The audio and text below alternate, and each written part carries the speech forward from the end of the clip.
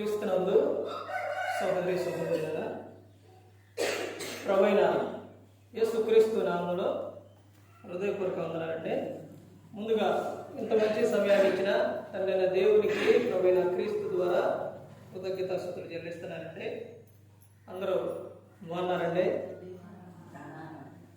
వాక్యం చదువుకొని ప్రార్థన చేసుకున్న తర్వాత పాఠంలోకి వెళ్దామంటే మార్గాలు రాసిన సువార్త 11వ అధ్యాయం, మార్గాలు రాసిన సువార్త 11వ అధ్యాయం 25వ వచనం. మీకు ఒకని మీద విరోధం ఏమైనను కలిగి ఉన్న ఎడల మీరు నిలవబడి ప్రార్థన చేయనప్పుడెల్లను వాణ్ణి క్షమించుడి. అప్పుడు పరలోకమందున్న మీ తండ్రియు మీ పాపములు క్షమించును. ప్రార్థన చేసుకున్నారు. పరలోకమందున్న మా తండ్రి, పరిశుద్ధ ప్రేమగల తండ్రి, గొప్ప తండ్రి, యెహోవా తండ్రి, మీ ప్రియ కుమారుడు యేసుక్రీస్తు ప్రభువు ద్వారా కృతజ్ఞతాస్తుతులు చెల్లిస్తున్నాము నాయన. గొప్ప దేవ, ఇంత మంచి సమయాన్ని ఇచ్చినందుకు మీకే లెక్కలేని స్తుతులు స్తోత్రాలు తండ్రి. ఆరాధన క్రమంతట్లో మీరే ముందు నడిపించండి నాయన. వాక్యం బోధించుండగా వినువారు తండ్రి మంచి హృదయం తిని వాక్యానుసారంగా నడిచే భాగ్యం దయచేయండి తండ్రి. వాక్యం బోధించుండగా ఈ లోక సంబంధమైన జ్ఞానంతో కాకుండా మీ జ్ఞానంతో మాట్లాడే భాగ్యం దయచేస్తారని మా ప్రభువైన యేసుక్రీస్తు నామములో వేడుకుంటున్నాం తండ్రి, ఆమేన్. ప్రభువైన యేసుక్రీస్తు నామములో హృదయపూర్వక వందనాలంటే దేవుని కుమారుడు యేసుక్రీస్తు ప్రభువారు ఈ లోకానికి వచ్చిన తర్వాత పరలోక రాజ్యం సమీపిస్తుంది కనుక ఏమని చెప్పారంటే, పరలోక రాజ్యం సమీపిస్తుంది కనుక ఏమని చెప్పారు? మారు మనస్సు పొందమని ప్రకటింప మొదలుపెట్టారు. అక్కడ నుంచి యేసుక్రీస్తు ప్రభువారు చెప్పిన మాట, చేసిన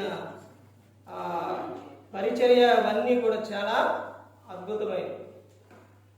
ఆయన ఉన్న సంవత్సరాల్లోని ఎన్ని సంవత్సరాలు ఉన్నారండి?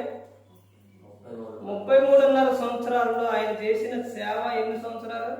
పరిచర్య ఎన్ని సంవత్సరాలండి? 3.5 సంవత్సరాలు. 30 సంవత్సరాలు ఆయన రాలా. ఆయన ఆ 30 సంవత్సరాలు కూడా బైబిల్ గ్రంథంలో మనం చూస్తే లూకా రాసిన సువార్త 2వ అధ్యాయంలో 42వ వచనం నుంచి 52వ వరకు కూడా అక్కడ చూస్తే యేసుక్రీస్తు ప్రభువారు ఉన్న విధానం, యేసుక్రీస్తు ప్రభువారు ప్రతి ఒక్కరికి మాదిరి మార్గం. ఎలాగనంటే వాళ్ళకి వీళ్ళకని కాదు, భూమి మీద పుట్టిన పిల్లల కాడి నుంచి పెద్దల వరకు, వృద్ధుల వరకు, అందరికీ యవన ప్రాయంలో ఉన్న వారికి అందరికీ కూడా ఆయన మార్గం. ఆయన ఏ వయసులో ఎలా ఉన్నారన్నది గ్రంథం చదివితే అర్థమవుతుంది. చిన్న వయసులో ఎలా ఉన్నారు యేసుక్రీస్తు ప్రభువారు? ఉందండి అసలు యేసుక్రీస్తు ప్రభువారి గురించి చిన్న వయసులో ఉందా? మీకు పాఠం పేరు చెప్పలేదు కదా. యేసుక్రీస్తు ప్రభువారిని నువ్వు ఎరిగి ఉంటే, యేసుక్రీస్తు ప్రభువారిని నువ్వు లేకపోతే యేసుక్రీస్తుని సంపూర్ణంగా ఎరిగితివా? యేసుక్రీస్తు ప్రభువారిని సంపూర్తిగా ఎరిగితివా?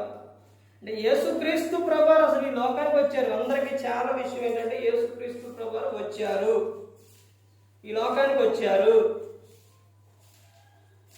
వెళ్ళిపోయారు. మధ్యలో ఏం చేశారు? యేసుక్రీస్తు ప్రభువారు మధ్యలో ఏం చేశారు?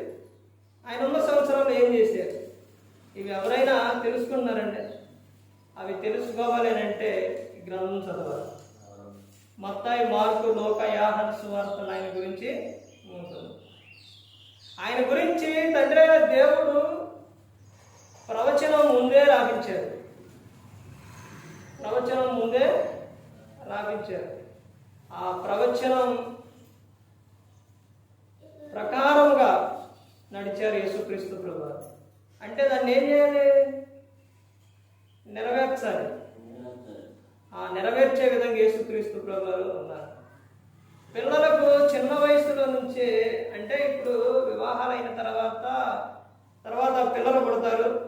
తర్వాత వారిని ఎలా పెంచాలి, వారిని ఎలా ఈ లోకంలో మనం నడిపించాలి అని అంటే యేసుక్రీస్తు ప్రభువారే మాదిరి. చిన్న వయసులో ఆయన ఎలా ఉన్నారండి? యేసుక్రీస్తు ప్రభువారు చిన్న వయసులో ఎలా ఉన్నారు అని అంటే దేవుని పట్ల భయభక్తులు కలిగి ఉన్నారు. తల్లిదండ్రులకు ఎలా ఉన్నారండి? లోబడి ఉన్నారు.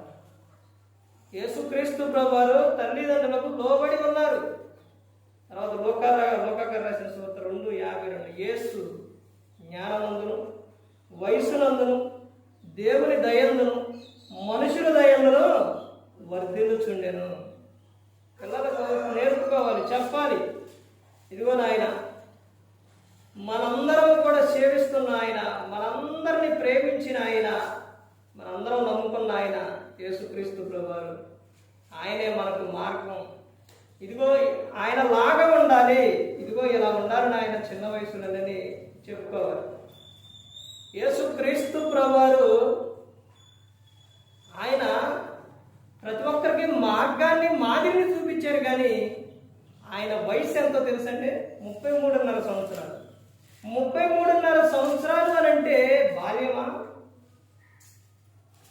మధ్య వయసా, వృద్ధాప్యమా? ఏదైనది యవ్వనం. మంచి యవ్వనం అండి. 33.5 సంవత్సరాలు అంటే యవ్వనం. ఆ యవ్వన ప్రాయంలోని ఎన్ని ఆలోచనలు, ఎన్ని కోరికలు, ఎన్నెన్ని వస్తాయి అంటే యవ్వన ప్రాయంలో చాలా వస్తాయి ఆ యవ్వనంలో. కానీ ఆ యవ్వనాన్ని ఆయన ఏం చేశారు? కాపాడుకున్నారు. యవ్వన ప్రాయంలోని లోకాశలకు యేసుక్రీస్తు ప్రభువారు వెళ్ళల. బైబిల్ చెబుతున్నా, చరిత్ర చెబుతున్నా యేసుక్రీస్తు ప్రభువారిలో ఏ తప్పు కూడా లేదు. అంత పరిశుద్ధంగా జీవించారు. ఆయన లాగే ఉండాలని దేవుడు కోరుకొని మనలను ఆయనలో ఏర్పరచుకున్నారు. ఎప్పుడు ఏర్పరచుకున్నారండి? క్రీస్తులో మనలను ఏర్పరచుకున్నారు. ఎప్పుడు ఏర్పరచుకున్నారు? ప్రతి ఒక్క దానికి కూడా చెప్పే ప్రతి ఒక్క మాటకు కూడా బైబిలే సమాధానం చెప్పాలి. నేను రెఫరెన్స్ చెప్పి చదివించడానికి, ఎక్కువ చెప్పి చదివించడానికి నాకు సమయం లేదు. నేను రెఫరెన్స్లు చెబుతాను, కొన్ని చదివిస్తాను. అవి మీరు ప్రతి ఒక్కరు కూడా చేయవలసిన విషయం ఏంటంటే, ఒకటి నేను పోయినసారి చెప్పాను, ఎక్కడైనా చెప్తాను. నేను పిల్లలకి బైబిల్ క్లాస్ నేర్పుతాను.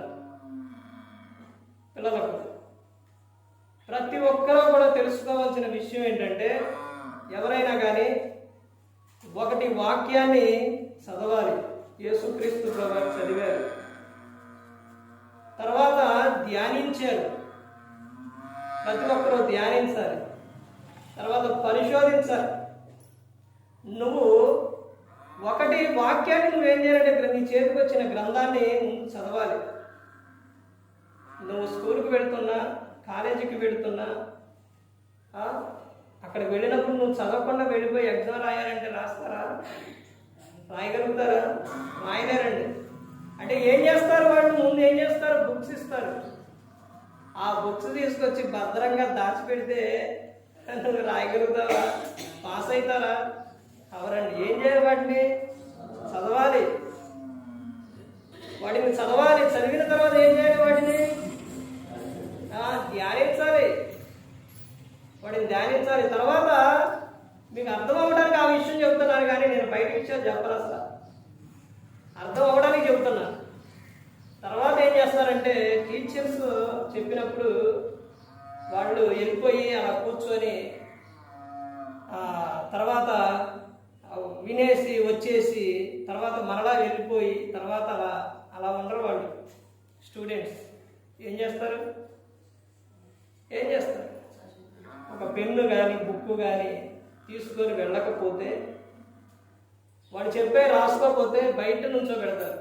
నువ్వు ఏ వయసు అయినా, ఏ కాలేజీ అయినా నువ్వు ఏది చేసినా కానీ చెప్పే వాళ్ళు టీచర్స్, వాళ్ళ ముందు అందరూ కూడా ఎవరో విద్యార్థులే. నువ్వు పేదవాడు అయినా లేకపోతే ధనవంతుడు అయినా, నువ్వు ఎవరివైనా సరే చెప్పేటప్పుడు కంపల్సరీగా నువ్వు వినాలి. తర్వాత నువ్వు ఎవరు అని అంటే విద్యార్థివి. వాళ్ళు అక్కడ చెబుతున్నప్పుడు వీళ్ళు ఏం చేస్తారనంటే రాసుకుంటారండి. రాసుకున్న దాన్ని ఏం చేస్తారు? ఇంటికి వచ్చిన తర్వాత దాన్ని మరలా చదువుతారు, దాన్ని చూసుకుంటారు. ఆ నోట్స్లో ఉంది, బుక్లో ఉందా లేదని చూస్తారు. క్రైస్తవులు అయినప్పుడు క్రీస్తులోనికి బాప్తిసం తీసుకొని వచ్చిన వారు, బైబిల్ గ్రంథాన్ని చేతపట్టుకున్న వారు వాక్యాన్ని చదవాలి.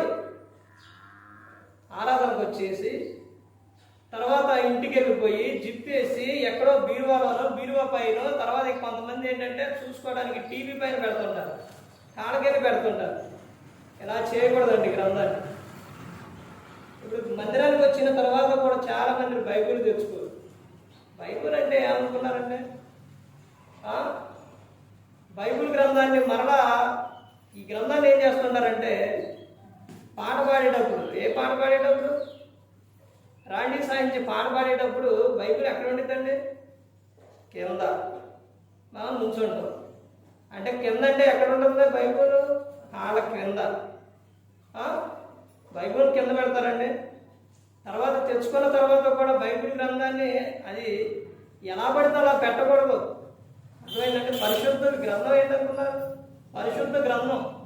ఈ గ్రంథానికి ఎంత చరిత్ర ఉందనంటే, ఈ గ్రంథాన్ని మన దగ్గరకు రావడానికి ఎంతో మంది చనిపోయారు. ఎంతో మంది దీన్ని తర్జుమా చేయడానికి, తర్జుమా చేస్తూ తెలుగులోనికి నువ్వు విడుదల చేయొద్దు అని కట్టేసి నిన్ను చంపేస్తూ అన్నా కానీ కుదరదని సజీవ దహనం అయిపోయారు. అలాంటి గ్రంథాన్ని దేవుడు మన దగ్గరకు రప్పించారు. ఈ రోజున ఇంత ప్రశాంతంగా కూర్చొని ఇంత ప్రశాంతంగా చదువుతున్నామంటే ఒకసారి ఆలోచించండి. కొన్ని సంవత్సరాల క్రితం ఇలా చదువుకోవడానికి కూడా ఆస్కారం లేదు, ఇప్పటికీ కొన్నిసార్లు ఉండదు. కానీ ఈ గ్రంథాన్ని మనకి ఇచ్చిన తర్వాత దీన్ని ఏం చేస్తున్నావు? అసలు చాలా మంది చదివేవారిగా ఉండదు. అలా చదవకపోతే ఏం కూడా తెలియదు. యేసుక్రీస్తు ప్రభువారు లోకానికి వచ్చిన తర్వాత ఆయన చేసిన పరిచర్యగానే చాలా ప్రాముఖ్యమని, అయితే యేసుక్రీస్తు ప్రభువారిలోని తండ్రి అయిన దేవుడు మనందరినీ ఏర్పరచుకున్నారు. ఎప్పుడు ఏర్పరచుకున్నారు? ఈ గ్రంథంలో ఎన్ని పుస్తకాలు ఉన్నాయండి? ఈ గ్రంథంలో ఎన్ని పుస్తకాలు ఉన్నాయి? 66 పుస్తకాలు ఉన్నాయి. పాత నిబంధన అండి. పాత నిబంధన బైబిల్ గ్రంథం 2 పుస్తకాలు ఉన్నాయి, తెలుసండి? ఏమేమి పుస్తకాలు?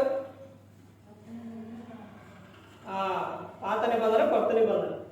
పాత నిబంధన ఎన్ని పుస్తకాలు అండి?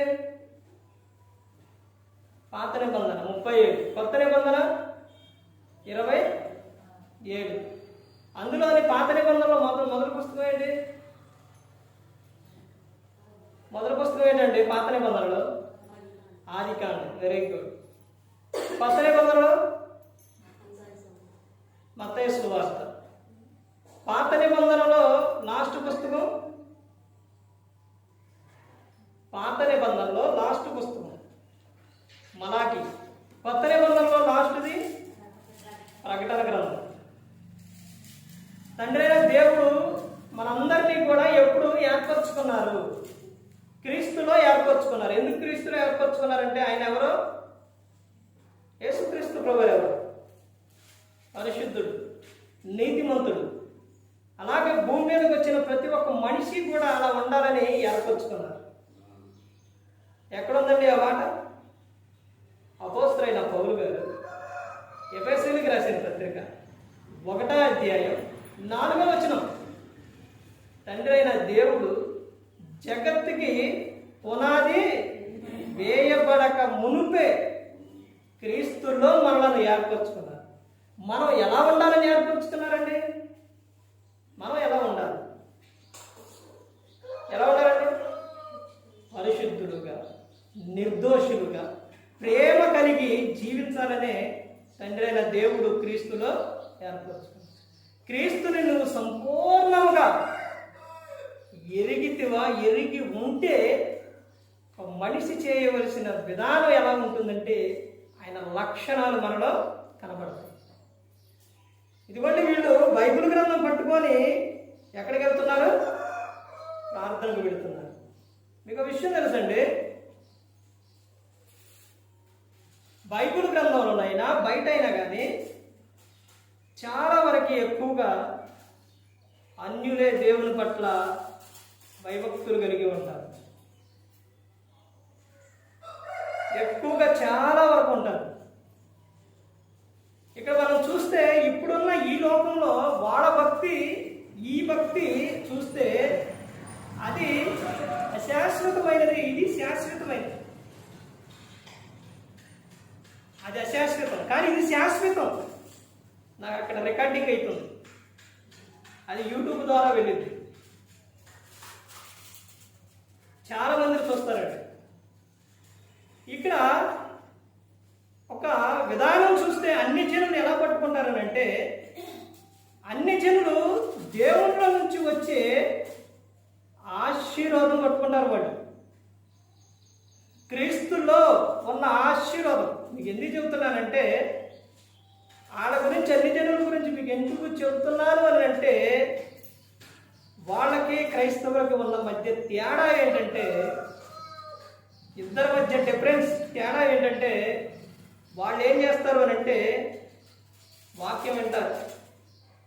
వింటారండి? వింటారా? వినరు. అన్ని జనులు వాక్యం వింటారా? వినరు. వింటారు. వాడు తర్వాత విన్న తర్వాత వాళ్ళు ఏం చేస్తారు అని అంటే, అందులో నుంచి వాళ్ళు ఎప్పటి నుంచో ఉన్న విధానంలో నుంచి రావాలి అని అంటే వాళ్ళకి త్వరగా రారు వాడు. కానీ వాళ్ళలో ఏముంటుంది అని అంటే, ఆలోచన వాళ్ళలో ఏముంటుంది అంటే, యేసుక్రీస్తు ప్రభువారు ఆయన పరిశుద్ధుడు, ఆయన లోకానికి వచ్చాడు, అందరి కోసం ప్రాణం పెట్టాడు, ఆయన ప్రేమ కలిగి ఉన్నారు. ఆ ప్రేమ ఆయన నమ్ముకున్న వారిలో ఉంటుంది అని చెప్పారు. అనుకుంటారు. మీకు ఈ లోకంలోనే ఒక పెద్ద ఆయన ఇప్పుడు లేరులేండి, మహాత్మా గాంధీ గారు తెలుసండి. ఆయన చెప్పిన విషయాలు యేసుక్రీస్తు ప్రభువు చెప్పిన విషయాలు ఆయన చెప్పిన ఒక మాట ఏంటంటే, క్రీస్తును ఎరిగిన క్రైస్తవుల్లో క్రీస్తు లేడు. క్రీస్తులో ఏ లోపం లేదు, కానీ క్రైస్తవుల్లో మాత్రం అన్ని లోపాలే ఉన్నాయి. చూశారంటే ఆయన చెప్పిన విధానం. క్రీస్తుని నమ్ముకున్న వారు ఎలా ఉంటారు అని అంటే, క్రీస్తులాగా ఉంటారు, ఆ ప్రేమ చూపిస్తారు, అలా ఉంటారు అని అన్ని జనులు అనుకుంటారు. బైబిల్ గ్రంథం పట్టుకొని వెళ్తున్నారు అని అంటే వాళ్ళు ఇచ్చే మర్యాద, వాళ్ళు ఇచ్చే విధానం ఎలా ఉంటుందంటే చాలా ఇదిగా బాగుంటుందండి. అది ఒకటి. రెండో విషయం ఏంటంటే, క్రైస్తవులు ఏంటంటే, నేను ఇలా చెప్తానని బాధపడమాకండి,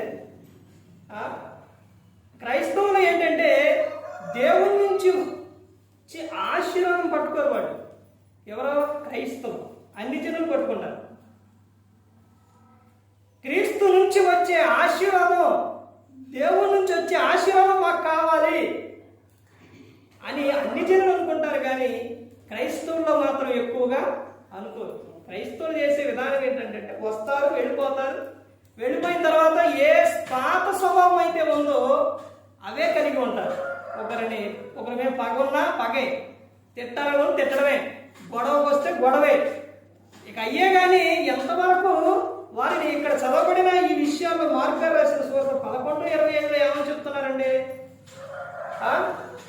మీరు ప్రార్థన చేయనప్పుడు, నిలవబడి ప్రార్థన చేయనప్పుడు ఏం చేయాలండి? క్షమించాలి. అప్పుడే దేవుడు నిన్నేం చేస్తారో మిమ్మల్ని కూడా క్షమిస్తాడు. నువ్వు క్షమించకుండా, నువ్వు ప్రేమ చూపించకుండా దేవుడు నన్ను ఏం చేయాలి? క్షమించాలి, నా మీద ప్రేమ చూపించాలంటే ఎలా కుదురుతుందండి? కన్న తల్లిదండ్రులను పట్టించుకొని వారు, కన్న తల్లిదండ్రుల పట్ల ప్రేమ లేని వారు, నేను దేవుని సేవిస్తున్నా, దేవుడు అంటే నాకు చాలా భక్తి అంటే ఎలా కుదురుతుందండి? అసలు భక్తి అంటే ఏంటో తెలుసండి? భక్తి అంటే ఏంటి? ఏంటండి భక్తి అంటే? యాకోబు గారు రాసిన పత్రిక 1వ అధ్యాయంలో ఉంటుంది. తండ్రి అయిన దేవుని ఎదుట పవిత్రము నిష్కళంకమునైన భక్తి ఏదనగా దిక్కులేని పిల్లలను, విధవరాళ్లను వారి ఇబ్బందిలో పరామర్శించుట, ఇహలోక మాలిన్యము తనకంటకుండా కాపాడుకుంటే భక్తి. దిక్కులేని పిల్లలను చూడకుండా, విధవరాళ్ళనే వారి ఇబ్బందుల్లో పరామర్శించకుండా, ఇహలోక మాలిన్యము నువ్వు అది వదిలిపెట్టకుండా. చెరువు ఉందండి, చెరువులో నీరేమిటి అండి? చాలా మురిగ్గా చికాగ్గా ఉంటుంది. చెరువులోని కలువ పువ్వు, తామర పువ్వు ఉంటుంది కండి, అది ఎలా ఉంటుందండి? తెల్లగా నీళ్ళు ఆడిపోతుంది. మన మురికి నీళ్ళలో ఉన్న కలువ పువ్వు అంత ఇదిగా ఉన్నప్పుడు క్రీస్తుని నమ్ముకున్న వారు మాత్రం ఎందుకంట అలా ఉండలేకపోతున్నారు? మురికి నీళ్ళలో ఉన్న కలువ పువ్వుకి మురికి అంటిందండి? అంటలేదు, అంటించుకోలేదు. కానీ ఈ లోకంలో ఉన్న ప్రతి ఒక్కరూ కూడా క్రీస్తుని నమ్ముకున్న తర్వాత కూడా పరిశుద్ధంగా అనేది జీవించటం. ఇప్పుడు మీకు అన్ని జనులు కోరుకొని ఆశీర్వాదం చెప్పలేదు కండి. అన్ని జనులు కోరుకునే ఆశీర్వాదం ఏంటంటే, వీరు యేసుక్రీస్తు ప్రభువు చెప్పిన విషయం బైబిల్ గ్రంథంలో ఉంది. ఏమని చెప్పారంటే, వాళ్ళు ఏవేవి కోరుకుంటారంటే, సేవకుడి నుంచి వచ్చే ఆశీర్వాదం ఎలానంటే, సేవకుడు దైవజనుడు ఎలీషా గారి గురించి తెలుసండి? ఎలీషా గారు ఒక పట్టణానికి వెళ్ళి ఆయన ప్రార్థన చేయడానికి వెళ్ళినప్పుడు అక్కడ ఒక ఆమె గమనించి, ఈయన ఎవరు అనంటే దైవజనుడు, ఇతను మన ఇంటికి వస్తూ పోతున్న వారు, ఇటు వస్తూ పోతున్న వారు ఎవరు ఇతనంటే దైవజనుడు. ఇతనికి ఒక గది ఏర్పరిచి ఆయన వచ్చినప్పుడు రెస్ట్ తీసుకోవడానికి, ఆయన ఉండడానికి సిద్ధపడి ఉండాలి, ఆయన ఏ బాధ పడకూడదని ఆయన పట్ల ఉన్న ఆమె కలిగి ఉన్న విధానం ఎవరమనంటే షునేమీరాలు. వాళ్ళకప్పుడు పిల్లలు ఉండరు. తర్వాత గర్భఫలం వాళ్ళకి ఇచ్చిన తర్వాత ఆ పిల్లవాడు అనారోగ్యంతో చనిపోయిన తర్వాత మరలా ఏమో ఆయన దగ్గరకు వెళ్ళి ఆ విషయం చెప్పి తర్వాత ఆయన తీసుకొచ్చిన తర్వాత మరలా ఆయన ఏం చేస్తారంటే బ్రతికిస్తారు. అన్ని జనులు కోరుకునేది ఏంటంటే, ఒక సేవకుడు మా గృహంలో కాలు పెడితే మాకేమొచ్చింది? ఆశీర్వాదం వచ్చింది అని వారు కోరుకుంటారు. రెండో విషయం ఏంటంటే, దేవుడు చెప్పిన విషయం, వీళ్ళు ఎవరంటే క్రీస్తు వారు అని గిన్నెడు చన్నీళ్ళు, అంటే నీళ్ళు, వాటర్, గిన్నెడు చన్నీళ్ళు ఇస్తే వాడికి వచ్చే ప్రతిఫలము పోదు, ప్రతిఫలం వస్తుంది వాడు. వీళ్ళు క్రీస్తు వారు అని అది పట్టుకుంటారండి. వాళ్ళు పట్టుకొని ఏం చేస్తారంటే, వీళ్ళు క్రీస్తుని నమ్ముకున్నారు అని తెలిస్తే మొట్టమొదటిగా ఇచ్చేది ఏంటో తెలుసండి, వాళ్ళు వాటర్, మంచినీళ్ళు తీసుకొచ్చి తాగమని ఇస్తారు. ఒక సేవకుడిని ఒక ఆమె గృహం అపస్టేర్లు పెద్ద ఉన్నోళ్ళు అయితే ఆమె కట్టుకున్న తర్వాత అంతా అయిపోయిన తర్వాత ఆ సేవకుడు అక్కడికి వెళితే ఆ సేవకుడిని చేయబట్టుకొని గదికి తీసుకెళ్ళి తిప్పేసి ఫ్రిడ్జ్లోని ఏమిటి అండి జ్యూసులు ఉంటాయి, డ్రింకులు ఉంటాయి, అన్నీ ఉంటాయి. అన్నీ ఉన్నా కానీ ఆ సేవకుడికి ఇచ్చింది ఏంటో తెలుసండి? మంచి నీళ్లు తాగమని నీళ్ళు ఇచ్చిందండి. చాలా మందికి కూడా నేను వెళ్ళిన ప్రదేశానికి కూడా వెళ్ళిన చాటకు కూడా చాలా మంది అన్నిలైనా సరే ఇదిగోండి వాటర్ తాగండి అని ఇస్తారు. ఎందుకనంటే క్రీస్తు వారు వీరికి గిన్నెడు చన్నీళ్ళు ఇస్తే మాకు ప్రతిఫలం, మాకు ఆశీర్వాదం అని వాళ్ళు కోరుకుంటారు.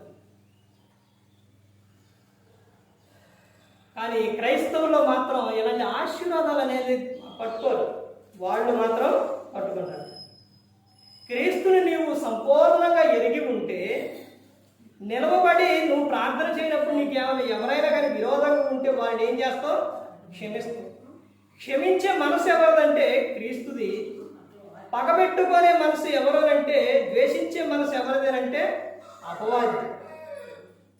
తర్వాత ఇంకా మనం ముందుకెళ్తే ఫిలిప్పీయులకు అపోస్తలుడైన పౌలు గారు ఫిలిప్పీయులకు రాసిన పత్రిక, అపోస్తలుడైన పౌలు గారు ఫిలిప్పీయులకు రాసిన పత్రిక 3వ అధ్యాయం 10వ వచనం చూడండి. 10వ వచనం, ఏ విధము చేతనైనను మృతుల నుండి నాకు పునరుద్ధానము కలగవలనని. ఎవరు చెప్తున్నారండి? ఎవరు చెప్తున్నారు? ఏంటండి చెమటలు పోతున్నాయి? ఎవరు చెప్తున్నారు ఈ విషయం?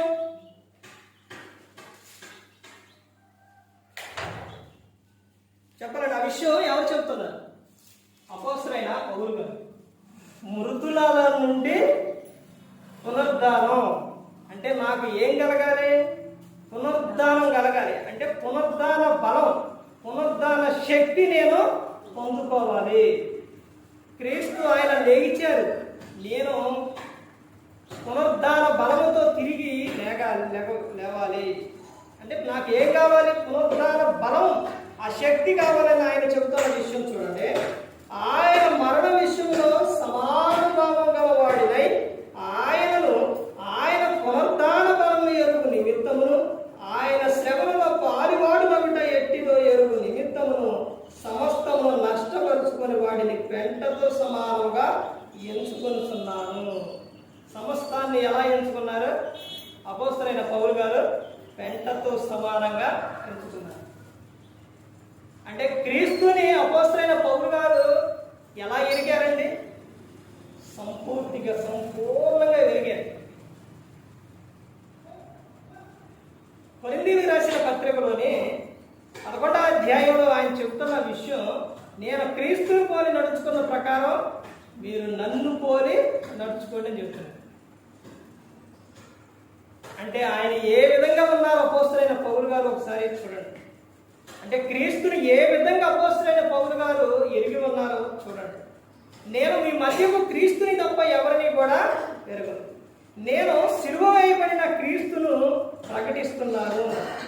నా మట్టుకైతే బ్రతుకుట క్రీస్తే, చావైతే లాభమే అని అపోస్తలుడైన పౌలు గారు చెప్పారు.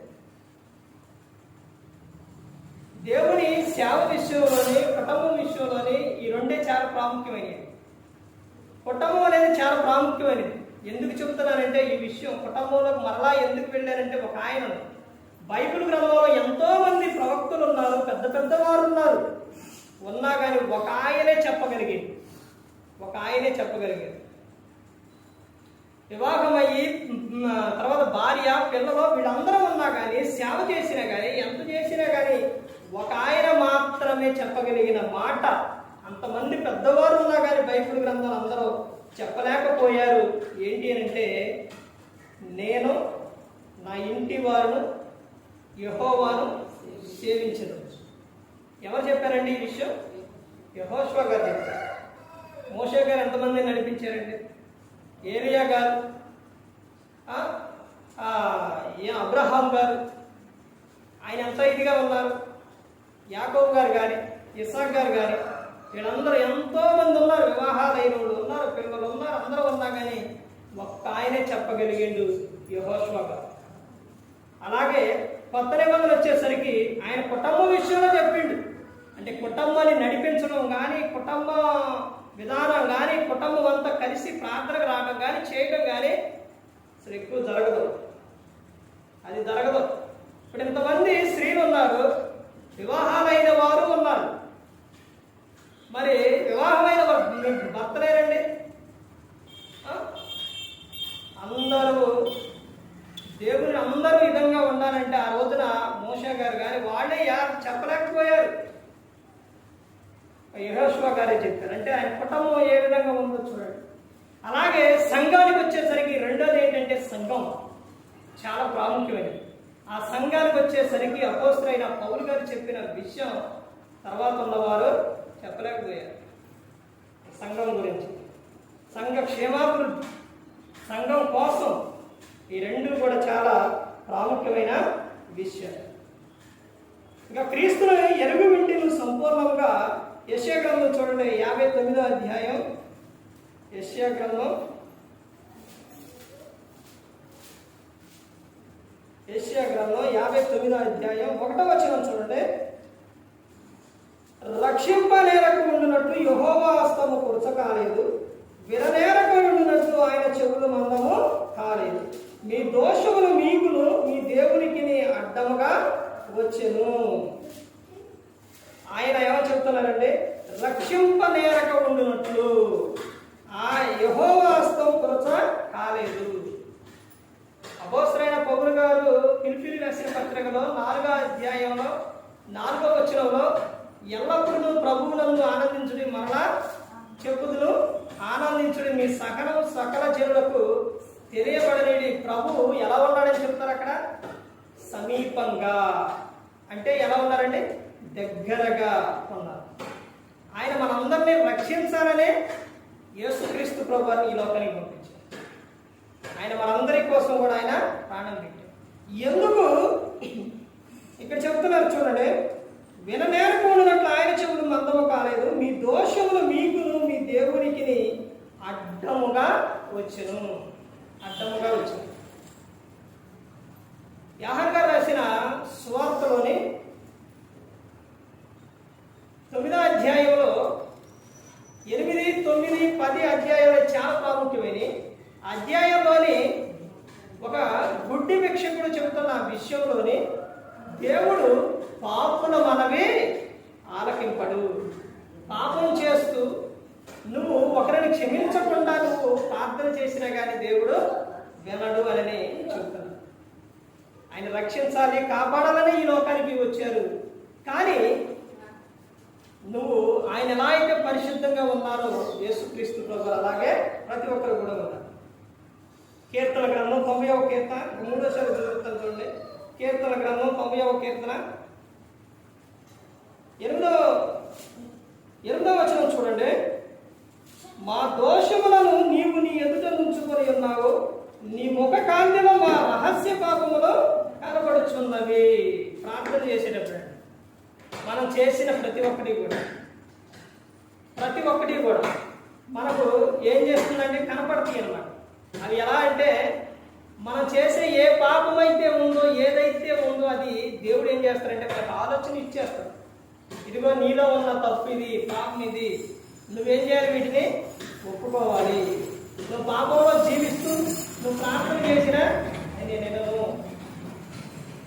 అని చెప్తాను. తర్వాత ఇంకా ఆయన చెప్తున్న విషయం చూడండి. యెషయా గ్రంథం 55వ అధ్యాయం. యెషయా గ్రంథం 55వ అధ్యాయం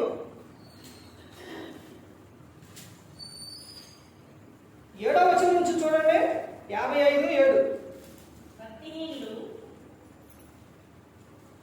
భక్తిహీనులు యెషయా గ్రంథం 55:7 చదవండి. భక్తిహీనులు తమ మార్గమును విడవవలెను, దుష్టులు తమ తలంపులను మానవలను. వారు యెహోవా వైపు తిరిగిన ఎడల ఆయన వారి యందు జారిపడును. వారు మన దేవుని వైపు తిరిగిన ఎడల ఆయన బహుగా క్షమించును. ఇక్కడ చెప్తున్న విషయం చూడండి. ముందు చెప్తున్న భక్తిహీనులు తమ మార్గం ఏం చేయాలండి? విడిచేసి దుష్టులు తమ తలంపులను మారాలి.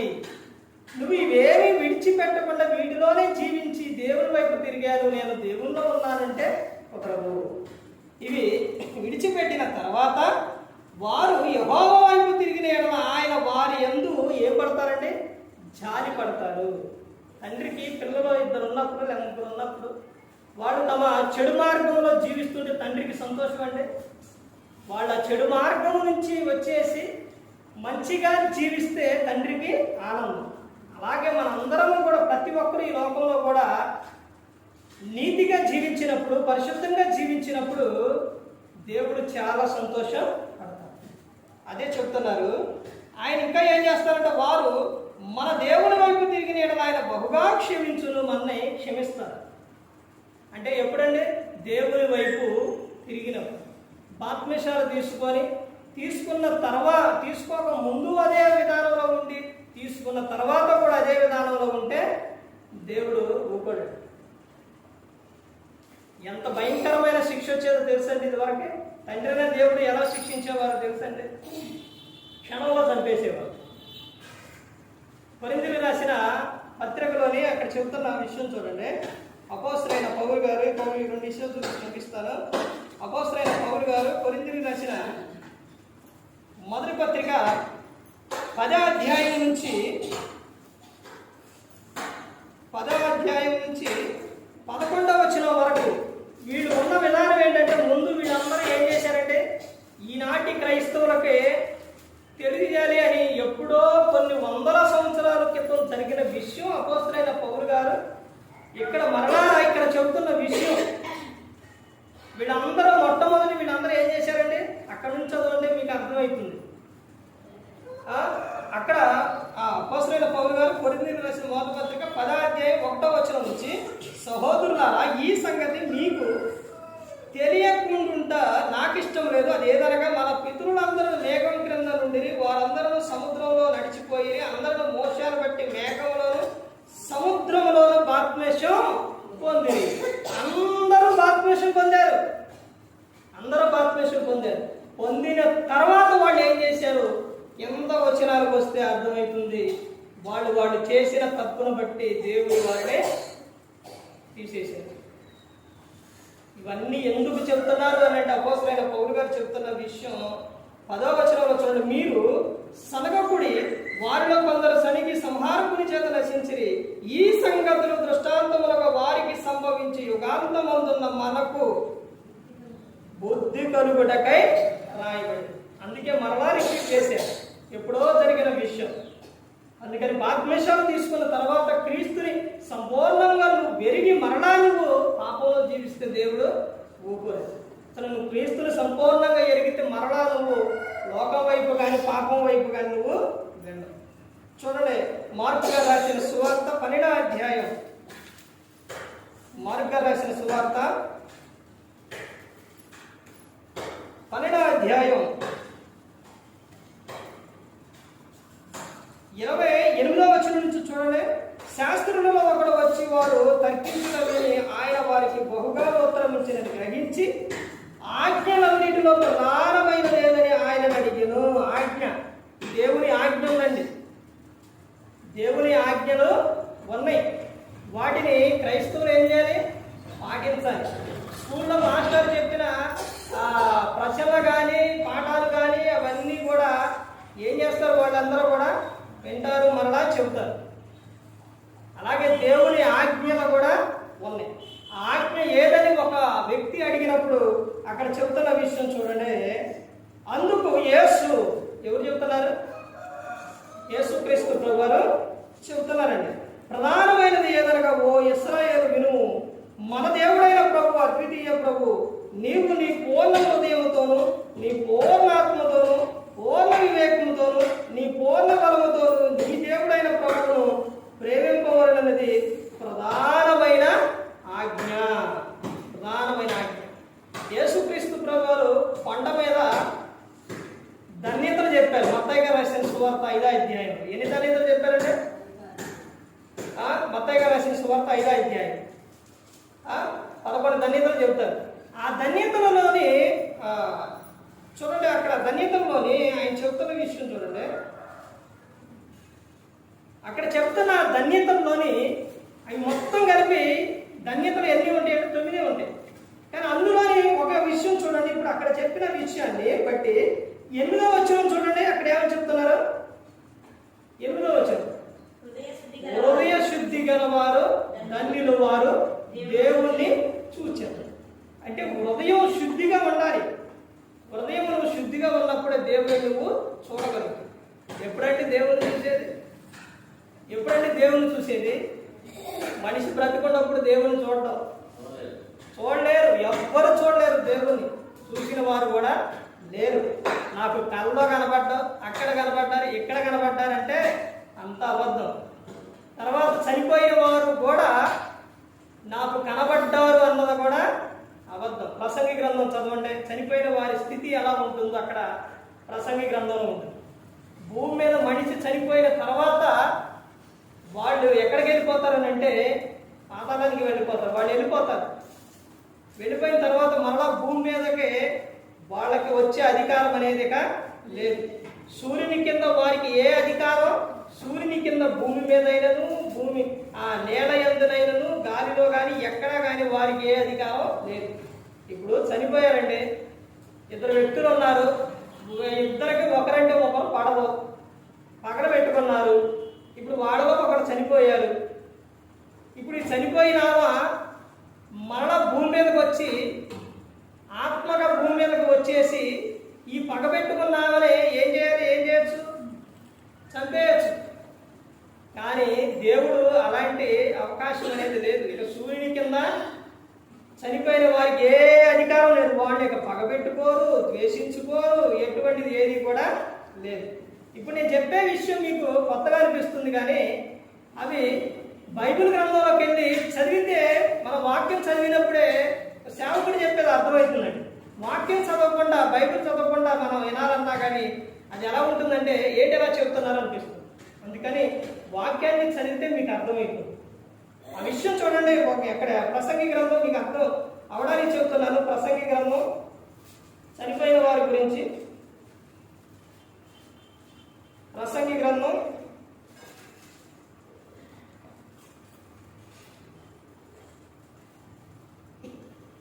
9వ అధ్యాయం 4వ వచనం నుంచి, బ్రతికి ఉండు వారితో కలిసిమెలిసి ఉన్న వారికి ఆశ కలదు, సచ్చిన సింహం కంటే బ్రతికి ఉన్న కుక్క మేలు కదా. చూశారంటే సింహం ఎలాంటిదంటే రాదు, అది చచ్చిపోయిన తర్వాత ఏమీ లేదు. కుక్కన అందరూ ఏమంటారు? చీ అంటారు, అల్లేస్తారు. కానీ సింహం అంటే అందరూ భయపడతారు. సింహం చచ్చిపోయిన తర్వాత దానికి ఏమీ ఉండదు. అందుకనే చెప్తున్నారు, చచ్చిన సింహం కంటే బ్రతికి ఉన్న కుక్క మేలు కదా. బ్రతికి ఉండువారు తాము చతురని ఎరుగుదురు, అయితే చచ్చిన వారు ఏమీ ఎరుగరు. వారి పేరు మరవబడి ఉన్నది, వారికి ఇక ఏ లాభమును కలుగదు. వారిక ప్రేమింపరు, పగబెట్టుకొనరు, అసూయపడరు. సూర్యుని కింద జరుగు వాటిలో దేని యందును వారికి ఇక ఎప్పటికీ వంతు లేదు. ఇక ఎవరైనా చనిపోయినప్పుడు చాలా మంది చెప్పే విషయం ఏంటంటే, నా దగ్గరకు వచ్చిందండి, నా పక్కకు వచ్చిందండి, నా చేయి పట్టుకుందండి, నన్ను రమ్మంటుందండి, నన్ను పట్టిందండి, నా పేక పట్టుకుందండి. ఇవన్నీ అవేంటంటే నీలో ఉన్న ఒక భయం. ఆ భయమే నిన్ను ఆ విధంగా నడిపిస్తుంది. భయపెట్టేది ఎవరంటే అపవాది. మనిషి చనిపోయిన తర్వాత ఆ వ్యక్తిని చూసి నువ్వు భయపడిన తర్వాత అందరినీ భయపెట్టేవాడు ఒకడు ఉండవు. ఎవరనంటే అపవాది. ఎవరండి భయం మాకు కనపడేది? ఎవరండి మా దగ్గరకు వచ్చేది? ఎవరండి అని అంటే నువ్వు ఎవరి విషయంలో అయితే భయపడుతున్నావో వారిని పోలి, వారిని బట్టి అపవాది నీ దగ్గరకు వచ్చి నిన్ను ఏం చేస్తుందో భయపెడతాడు. కానీ చనిపోయిన వ్యక్తి కాదు, చనిపోయిన వ్యక్తి రూపంలో వచ్చేది ఎవరనంటే అపవాది. అపవాది వచ్చి నిన్ను ఆ విధంగా భయపెట్టి ఆ చనిపోయిన వారి విషయంలో వాళ్ళకి చెడ్డ పేరు తీసుకురావడానికి అపవాది ఆ విధంగా చేస్తారు. కానీ చనిపోయిన వారు మాత్రం భూమి మీదకి ఎప్పుడు కూడా గొంతులేదు. ఎప్పుడు ఉంటుంది అని అంటే యేసుక్రీస్తు ప్రభువారు మరలా ఈ లోకానికి వచ్చినప్పుడు. ఎప్పుడంటే ప్రకటన గ్రంథం 1వ అధ్యాయం చదివితే అర్థమైంది. మరలా యేసుక్రీస్తు ప్రభువారు తిరిగి లోకానికి వస్తారు. పాతాళపు తాళపు చెవులు ఎవరి దగ్గర ఉన్నాయి? యేసుక్రీస్తు ప్రభువారి దగ్గర. తాళపు చెవులు ఎవరి దగ్గర ఉన్నాయి? పాతాళపు తాళపు చెవులు. ఆ విషయం కూడా చూడండి. ప్రతి ఒక్కటి కూడా మీకు ఇక్కడ రిఫరెన్స్ ఇవన్నీ ఇలా చూపించుకుంటూ వెళ్ళిపోతే నాకు సమయం లేదు, కానీ మీరు వాక్యం చదివితే మీకు అర్థమవుతుంది. ప్రకటన గ్రంథం 1వ అధ్యాయం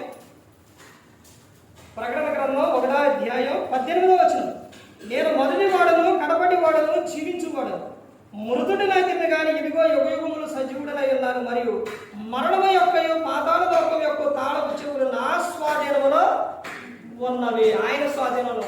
అప్పుడు చనిపోయిన వారు ఆదాము గారి కానించి ఈ లోకం ఎప్పుడు మీద అంతమైపోతుందో, అంటే అంతం అంటే యేసుక్రీస్తు ప్రభువారు వచ్చేవారు. వచ్చిన తర్వాత అప్పుడు ఏం జరుగుతుంది అని అంటే ఆయన ఆ తాళపు చెవులు, ఆ తాళం తీయడంతోనే భూమి మీదకే ఆత్మలన్నీ వచ్చేస్తాయి. సమాధి చేసిన, సముద్రంలో కలిపిన, కాల్చిన ఏదైనా కానీ మొత్తం కూడా నిలబడతాయి. అందరూ నిలబడ్డ తర్వాత అప్పుడు ఎవడు ఆత్మలోనికి వాళ్ళు, ఆ శరీరంలోనికి ఆత్మ వెళ్ళిపోతుంది. వెళ్ళిపోయిన తర్వాత ఇవన్నీ కూడా ఎక్కడికి వెళ్తాయి? మధ్యాకాశానికి వెళ్తాయి. ఎన్ని ఆకాశాలు ఉన్నాయండి? 3. మధ్యాకాశానికి వెళ్తే అక్కడ తీర్పు జరుగుతుంది. అదే ఆ విషయమే అపోస్తలుడైన పౌలు గారు, నేను ప్రతి ఒక్కటే రెఫరెన్స్ చూపిస్తానండి, నా సొంత ఆలోచన కానీ బయటే కానీ చెప్పను. చూడండి, దశలోనికి రాసిన పత్రిక, అక్కడ చెప్తున్న విషయం చూడండి. అపోస్తలుడైన పౌలు గారు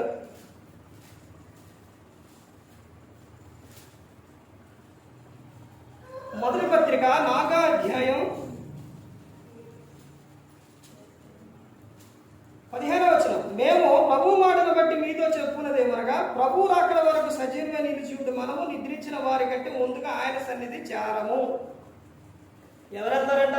ముందు వీళ్ళు వెళ్తారు. తర్వాత చెప్తున్నారు, ఆర్భాటంతోనూ ప్రధాన దూత శబ్దంతోనూ దేవుని బోరతోనూ పరలోకం నుండి ప్రభు దిగివచ్చును.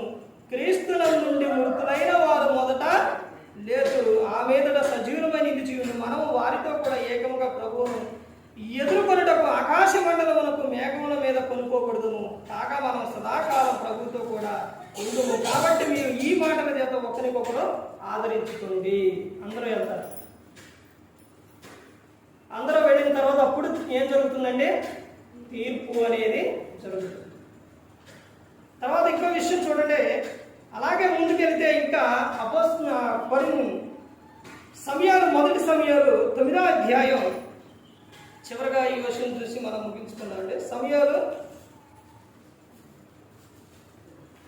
మొదటి సమయాలు 9వ అధ్యాయం 1వ వచనం నుంచి, అబీయకు పుట్టిన బెకోరతు కుమారుడైన షెరోకు జన్మమైన అబీయేలు కుమారుడు కిషు అను బెన్యామీనుడు ఒకడును. కిషు భాగ్యవంతుడు ఒక బెన్యామీనుడు, అతనికి సౌలు అను ఒక కుమారుడును. అతడు బహు సౌందర్యం గల యవనుడు. ఇశ్రాయేలులో అతని పాటి సుందరుడు ఒకడును లేడు. ఎవరండి? సౌలు. ఇశ్రాయేలులకు మొదటి రాజు ఎవరండి?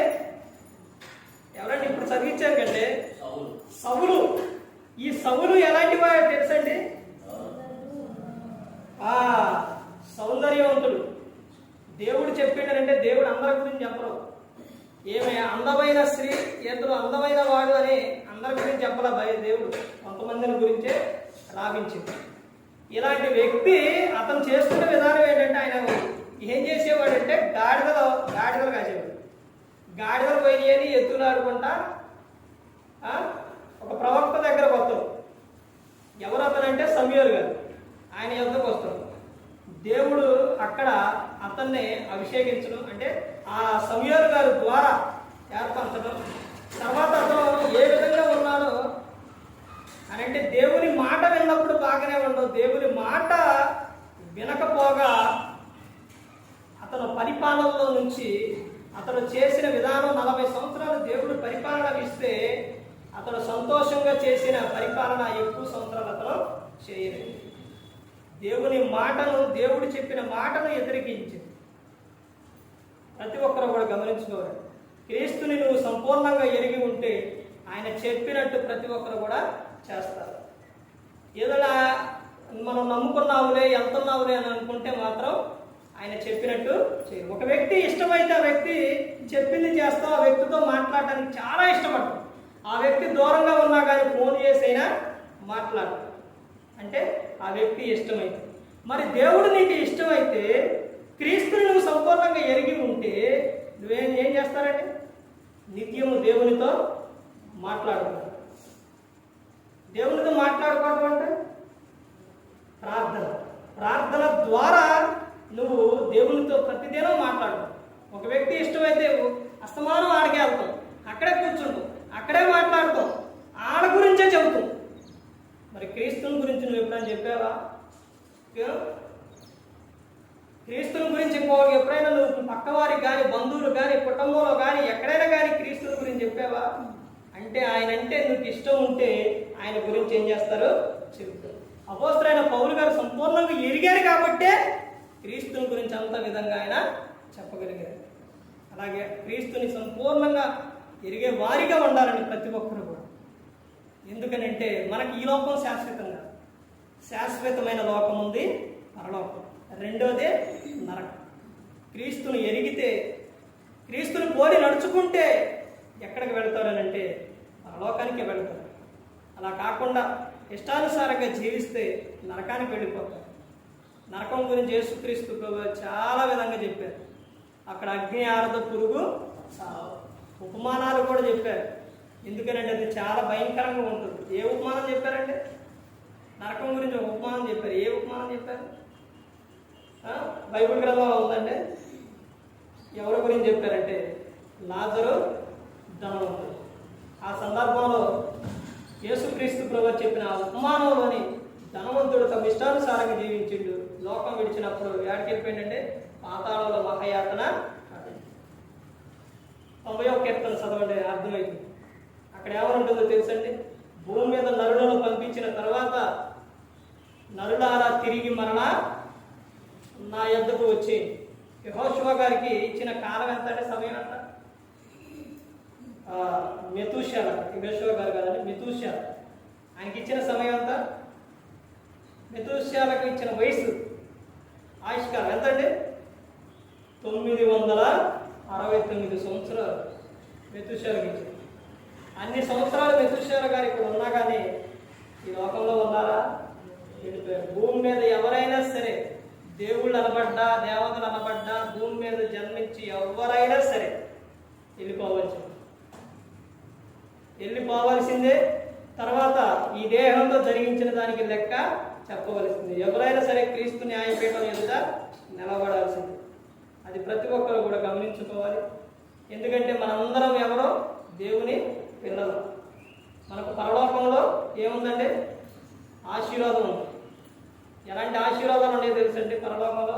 ఈ గ్రంథం చదివితే అర్థమైంది. అపోస్తలుడైన పౌలు గారు ఎఫెసీయులకు రాసిన పత్రిక 1:3 పరలోకంలో ఆత్మ సంబంధమైన ప్రతి ఆశీర్వాదం మనకు అనుగ్రహింపబడి. ప్రకటన గ్రంథంలో జీవవృక్ష ఫలాలు, తర్వాత జయించు వానికి కిరీటం, ఇవన్నీ చాలా విషయాలు ఉన్నాయి.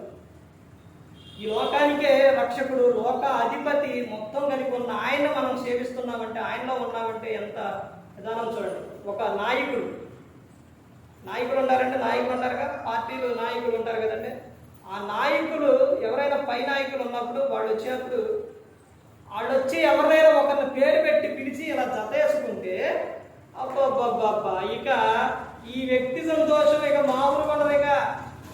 చూసారా, నన్ను ఏం చేసిండు? జత వేసుకుంటా, నన్ను దగ్గరకు పిలిచిండు. ఇవన్నీ ఎంతో పొగిడిపోతారో, లేకపోతే ఇంకా బయట ఎన్నో చెబుతురు ఆ వ్యక్తి. మరి సృష్టిని సృష్టించిన ఆయన, సృష్టికర్త కుమారుడు యేసుక్రీస్తు ప్రభువు, సృష్టికర్త తండ్రి అయిన దేవుడు. మరి ఆయన పక్కనే, ఆయన దగ్గర ఉంటే ఒకసారి ఆలోచించాలి. అది ఎలా గౌరవ మర్యాదలు ఎలా ఉంటాయో తెలుసండి. యేసుక్రీస్తు ప్రభువారు గాడిద మీద యెరూషలేముకి వెళ్ళారు. గాడిద పిల్ల మీద వెళ్ళారు. అప్పుడు అందరూ ఏం చేశారండి? అక్కడ ఉన్న వాళ్ళు ప్రభుకి ఏం చేశారు? హోసన్నా జయం జయం జయం జయం జయం అని చెప్పారు. చాలా మర్యాద ఇచ్చారు. అంటే అది అక్కడ యేసుక్రీస్తు వారు గాడి మీద వెళ్తుంటే వాళ్ళ ఇశ్రాయేలీలో కానీ యూద గోత్రంలో కానీ అక్కడ ఉన్న విధానం ఏంటంటే, అక్కడ రాజు వస్తున్నప్పుడు ఆ రాజుని ఏం చేయాలంటే కింద నడిపించకూడదు, కింద నడవకూడదు. అంటే ఏం చేయాలి? వాళ్ళు ఏం చేశారు? ఖర్జూరపు మట్టలో, తర్వాత చీరలో ఇవన్నీ మొత్తం కూడా పరిచారు. ఇప్పుడు యేసుక్రీస్తు వారు గాడిద మీద ఉన్నారు. ఈ దాని మీద నడుస్తుంది అంటే ఎవరు? గాడిద. ఇప్పుడు ఆ గాడిద ఏమనుకుని ఉండాలి? అబ్బా, నాకు ఎక్కడ లేని ఎంత మర్యాద వచ్చింది, ఎంత రెస్పెక్ట్ వచ్చింది, నేను కింద నడవకుండా ఇవన్నీ వేస్తున్నారు అని అనుకొని ఉండింది. కానీ ఇచ్చింది గాడిదగా. గాడిదపై ఉన్న ఆయన యేసుక్రీస్తు ప్రభువారికి ఇచ్చింది. అలాగే ఆయన మనలో ఉన్నప్పుడు, మన మీద ఉన్నప్పుడు మనకు అది గౌరవం. తర్వాత ఒక చరిత్రకారులు చెప్తున్న విషయం ఏంటంటే, గాడిద మరలా తర్వాత తెలియదంట. ఎందుకని? అప్పుడేమో ఎన్ని పరిచారు, జైలు కొట్టారు, ఎన్ని చేశారు, కానీ మళ్ళీ చేస్తారని. నీ మీద ఇక గాడిద మీద దేవుడు ఉండా? లేనప్పుడు ఇంక ఇస్తారా? ఎవరో దేవుడు ఉండ కాబట్టి ఇచ్చారు. తర్వాత అటు పోయిన తర్వాత దేవుడు పట్టించుకోలేదు కాదంట. అట్లే దేవుడు మనలో ఉన్నప్పుడే మన మాట తీరు మారుతుంది, మన ఆలోచన మారుతుంది, మన క్రియలు మారితే అప్పుడు మనకి ఏమొస్తుంది? గౌరవం అనేది వస్తుంది. పిలుపు మారిపోతుంది. ఆ విధంగా ఉంటుంది. క్రీస్తుని సంపూర్ణంగా ఎరిగి ఉన్నప్పుడు ఈ విధంగా ఉంటుంది. అందుకని ఎవరు నశించే నరకానికి వెళ్ళిపోకూడదని యేసుక్రీస్తు ప్రభువు ఈ లోకానికి వచ్చి మనందరి కోసం సిలువలో ఆయన ప్రాణం పెట్టారు. ఆయనతో పాటు ఉండాలనే కోరుకున్నారు. అందుకని ప్రతి ఒక్కరు కూడా దేవుని యందు భయభక్తులు కలిగి పరిశుద్ధాత్మ మాట వింటూ హృదయశుద్ధిని కాపాడుకుంటూ క్రీస్తుని పోలి నడుచుకున్నప్పుడు ఈ లోకం ఇచ్చిన పరలోకానికి చేరుకుంటారు. మరి ఈ విధంగా నిలబెట్టి మాట్లాడించిన తండ్రి అయిన దేవునికి కృతజ్ఞతలు చెల్లిస్తూ, ఎంతవరకు శ్రద్ధగా ఉన్న మీకు ప్రభు నా హృదయపూర్వకంగా చెల్లిస్తూ ఈ మాట అందరికీ